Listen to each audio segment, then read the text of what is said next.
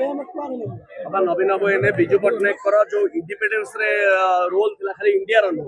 अन्य देश ता ऊपर कहले देखंतु बिजू पट्टनायक स्वर्गत बिजू पट्टनायक झड़र इगल माटीर कृष्णसार आमे समस्त जानिचे तांकर माने काश्मीर रे अखंड काश्मीर हम पाखे रहिबाटू आरंभ कर इंडोनेशिया रे डच को जगह से लड़ाई करना आम समस्त जानिचे बहुत भल लगे आज नवीन बाबू मुहर से कथा शुणा मिलला देखु आज्ञा बिजू पट्टनायक गोटे कथा कहते आज 110तम जन्म जयंती यू से महान पुरुष को महान जननायक को प्रणाम करुच्ची महान जननायक नव उत्कल निर्माता थिले मी कारखाना कहतु नालको कहतु पारादीप पोर्ट कहतु ओटी कहतु अनेक एभली जगह जहाँ संस्था जहाँ से तैयारी करथिले से चाहिथिले ओडिशा आगु को बढ़ू आउ गोटे कथा कहते जे मनटा छोट कले जातिटा छोट हो जाए मन बड़ कर आउ ए सरकार एते छोट निम्न मन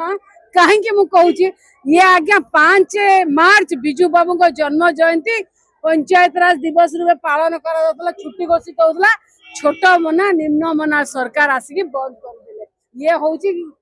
मानसिकता आउ गोटे कथा जानतु आत्मघोषित 56 इंच छाती किए हो पारती किंतु आत्मघोषित 56 इंच छाती मो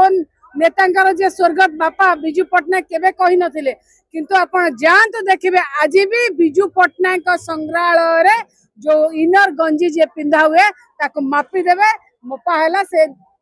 गंजीर ये थिला 56 इंच ये हैला बिजू पट्टनायक अघोषित न कही मध्य जो 56 इंच डिंडी में पिटी मो नेता कौन थिले ताकर बापा देखो सी मोर नेता जे महिला को सशक्त करते भारत वर्ष रे ओडिशा को प्रथम 33% रिजर्वेशन देते जेते कहले मध्य कम हम से व्यक्तित्व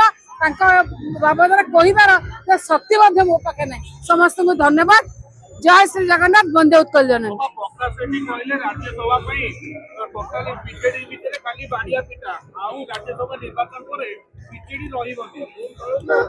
आज्ञा शुणु हरि हरि जार मुखे लज्जा ना ताकू आमे डरी सेटा गोटे कथा अच्छी आज्ञा जो दल निज दल रे थिबा कैंडिडेट प्रार्थी होइथिबा 2024 रे दिलीप राय को स्वाधीन प्रार्थी कहूची